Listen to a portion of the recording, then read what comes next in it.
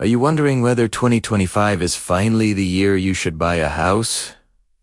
Or if renting is still the smarter financial move? With home prices stabilizing in some areas and skyrocketing in others, interest rates shifting, and the economy keeping everyone on their toes, the wrong decision could cost you thousands.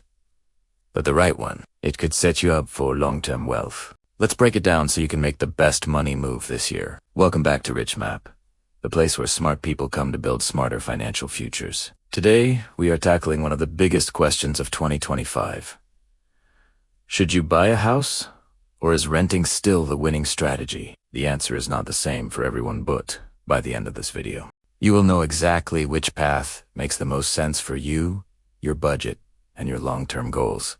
Let's jump in. The housing market in 2025 is unlike anything we have seen in the past decade. After years of rising prices, high interest rates, and limited supply, many people assumed things would finally calm down. And while parts of the market have cooled, the reality is far more complex. Some regions are becoming more affordable, others are becoming more competitive, and national interest rate shifts are changing the economics of buying versus renting. So let's start with the biggest question. Is buying a house in 2025 a good investment? For many people, buy-in still represents stability, long-term equity growth, and a sense of ownership. If mortgage rates continue trending downward from their previous highs, that means buyers today get slightly better monthly payments than they would have a year or two ago. And if you lock in a fixed rate now, you protect yourself from future increases in rent. For people who plan to stay in one place for at least 5 to 7 years, buying can be a powerful long-term wealth builder. But this is important. Buying is not automatically the smarter financial choice in 2025. One of the biggest traps people fall into is assuming that paying rent is throwing money away and owning a home is always an investment. That's simply not true. Owning a home comes with hidden costs.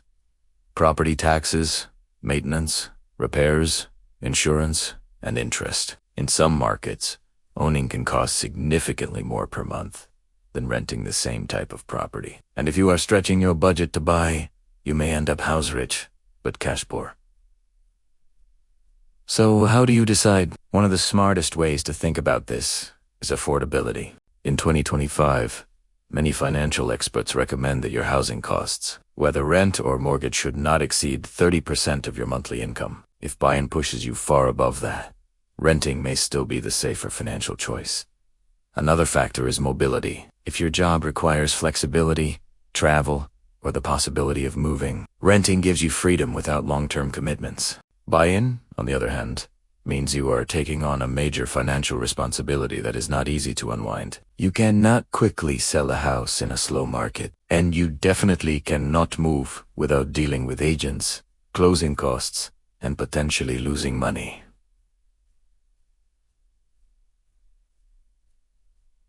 Next, let's talk about equity. Buying a home forces you to save through your mortgage payments.